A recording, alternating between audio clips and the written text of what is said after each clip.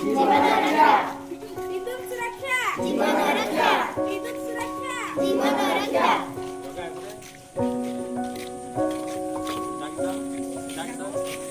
विद्युत सुरक्षा जीवन रक्षा विद्युत सुरक्षा जीवन रक्षा विद्युत सुरक्षा जीवन रक्षा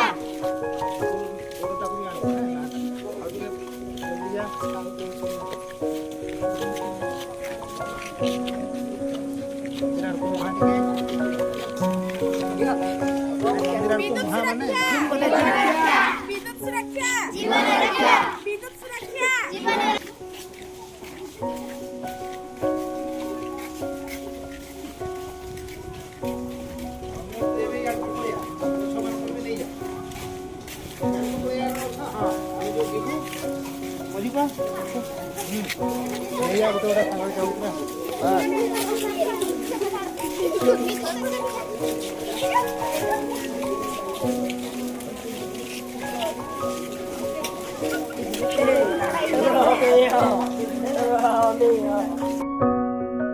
ମାନଙ୍କୁ ବିଦ୍ୟୁତ ସୁରକ୍ଷା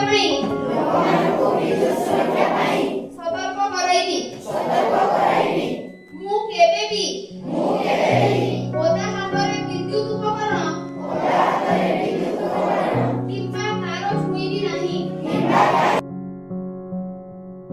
ସମଗ୍ର ଦେଶରେ ବିଭିନ୍ନ ଅନୁଷ୍ଠାନରେ ଏ ସତର୍କ ହେଉଛି। ଏଥିପାଇଁ ଯେ ଆମେ ଆଗାମୀ ଦିନରେ ଆମେ ଦୈନନ୍ଦିନ ଜୀବନରେ ବିଦ୍ୟୁତ ସୁରକ୍ଷାକୁ ନିଶ୍ଚିତ ଭାବରେ ଆମର ପ୍ରମୁଖ ରୂପରେ ରଖିବା ଏବଂ ନିଜର ଜୀବନକୁ ନିଜର ପ୍ରାଣକୁ ସୁରକ୍ଷିତ ରଖିବା ସହିତ ଆହୁରି ଅନେକ ଲୋକମାନଙ୍କୁ ପ୍ରେରଣା ପ୍ରଦାନ କରିବା ଯେ ସେମାନେ ମଧ୍ୟ ବିଦ୍ୟୁତକୁ ସବୁବେଳେ ସୁରକ୍ଷିତ ଭାବରେ ବ୍ୟବହାର କରିବେ ଏବଂ ବିଦ୍ୟୁତର ପ୍ରକୃତ ଯେଉଁ ଉପଯୋଗ ରହିଛି ତାକୁ ସିଏ ତାଙ୍କ ଜୀବନରେ ଉପଭୋଗ।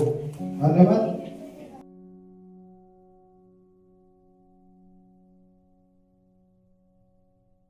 रहीजाए जो आम चाहूँ खोली दो आसी जाए से तुम सुपर ब्रेक सुपर कंप्यूटर गोटे मोर तो छुआ बेड़ कथा मन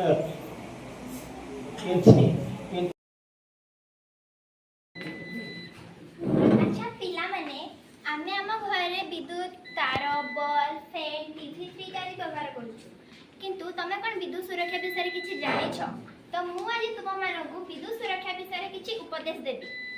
तो आमे जानिछे आमे समस्त जानिछे जे विद्युत शक्ति आमे कोयला एवं जलठु पाउछु जहा कि जहार परिमाण सीमित।